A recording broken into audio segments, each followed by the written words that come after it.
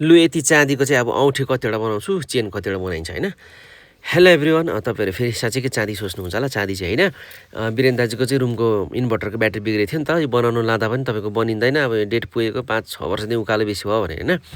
अब यो ब्याट्रीलाई चाहिँ फोर फार पारेर भित्र सिसा हेभी गरौँ हुन्छ नि त उचाल्दा, अनि कति केजी हुन्छ त्यो तपाईँहरूलाई म देखाउँछु।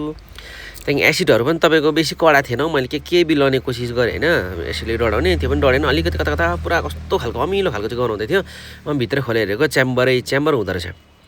अनि अब यसलाई फुटाउनु कसरी हेर्नुहोस् त, लो 4-6वटा च्याम्बर हुँदो रहेछ, फुटाउनु कसरी।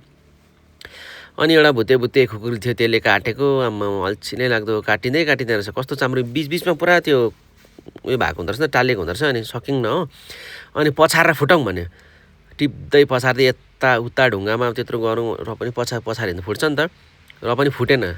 नफुट्दाखेरि चाहिँ दिमाग लागि अब लो ब्लोअर ल्याउनुपर्छ, फ्लेम गन डढाएर निकाल्नुपर्छ त्यसलाई भन्ने होइन। डढाएर चाहिँ तपाईँको फ्लेम गनले डढाएर चाहिँ निस्किनु थाल्यो। अब त्यसको बोक्रा बाहिरको पुरा चाम्रो अब ओरिजिनल ब्याट्री हो होइन। अनि भित्र निकालेर हेरेको पेप्टा हुँदो रहेछ। अब लेयर हुँदो रहेछ, कति चाहिँ अब कालो खालको त्यो बिग्रेकै रहेछ भन्ने खालको थियो, कति चाहिँ अब नयाँ खालको, हेर्दा पनि नयाँ देख्ने खालको।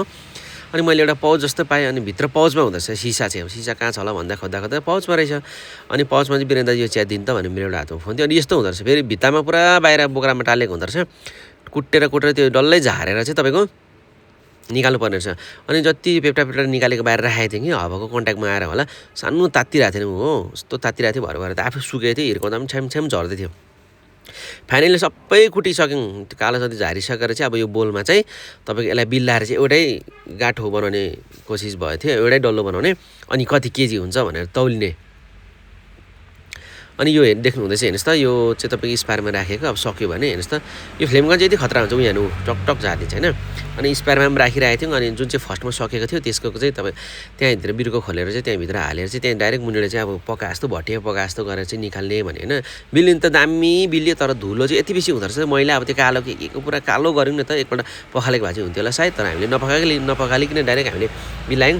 अनि फाइनली भएर पनि हामीले निस्केको अलिअलि मैला त थियो, र पनि अब होस् यतिकै रात परिसकेको थियो, बिहान 12 बजीदेखि थालेको। यो चाहिँ हो पुरानो तपाईँको वीरेन दाले भेटाउनु भएको काँचो भन्दै हुँदै थियो। अनि हामीले नयाँ ब्याट्रीको निकालेको चाहिँ कति केजी छ होला तौल्यौँ भने त्यो ब्याट्री त एकदम हेभी गरौँ हुन्छ। अनि त्यसलाई चाहिँ लास्टमा चाहिँ अब तौलिने जग्गामा टक्कै राखेर हेरेको त कति केजी रहेछ भने टक्कै हेरेको त कति 4.5 केजी रहेछ। 4.5 चाहिँ अलिकति बेसी रहेछ। अनि पुरानोसँग जोडिँदाखेरि चाहिँ तपाईँको झन्डै 10 केजी पुगेको थियो हेर्नुहोस् त। 9.5 केजी अलिकति 9 केजी 600 ग्राम भएको थियो। Thanks for watching.